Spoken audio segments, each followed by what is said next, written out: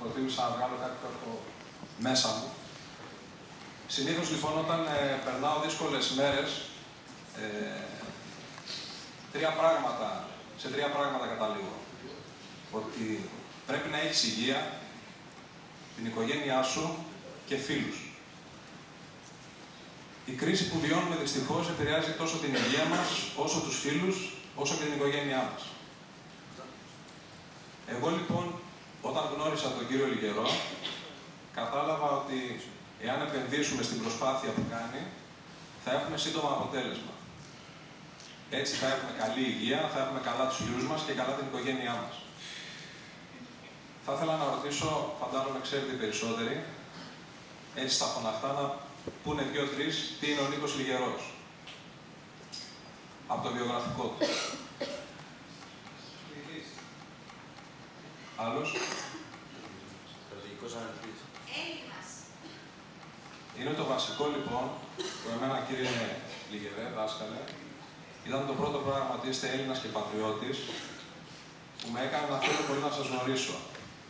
Ελπίζω λοιπόν και εσάς όλους, στην πορεία, τα ερωτήματα που θα δημιουργηθούν κατά τη διάρκεια της εκδήλωσης της βιβλιοπαρουσίασης, να μπορέσει να σας τα λύσει ο κύριος Λιγερός. Είναι τόσο καλό στο να λύνει προβλήματα, που σας προκαλώ να πάρετε το φίλο σας και να ρωτήσετε άμα αύριο μεθαύριο θα είναι δίπλα ο φίλος σας.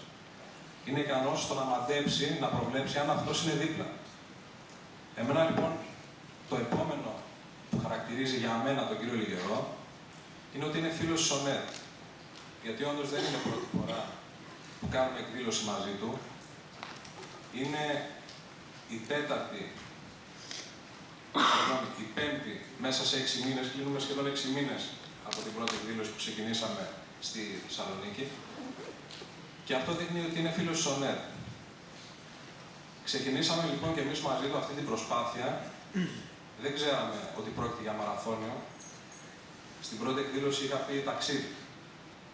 Δυστυχώς όμως αυτός ο μαραθώνιος και αυτός ο δρόμος ούτε καλοστρωμένος είναι και δεν έχει μόνο αγκάθια.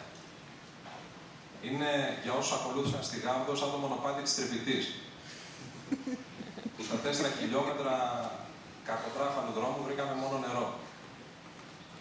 Στην προσπάθειά μας θα βρούμε λοιπόν και νερό, θα βρούμε και βάλτους, αλλά στο τέλος ελπίζουμε να βρούμε φυσικό αέριο, γιατί είναι ο μοναδικός τρόπος για να σωθεί η χώρα μας από την κρίση. Κύριε Λιγερέ, σας ευχαριστώ που ξαναήρθατε στη Θεσσαλονίκη. Εμείς να ξέρετε ότι δεν πάψουμε να στηρίζουμε δράσεις αυτού του είδους και σύντομα θα τα ξαναπούμε από κοντά.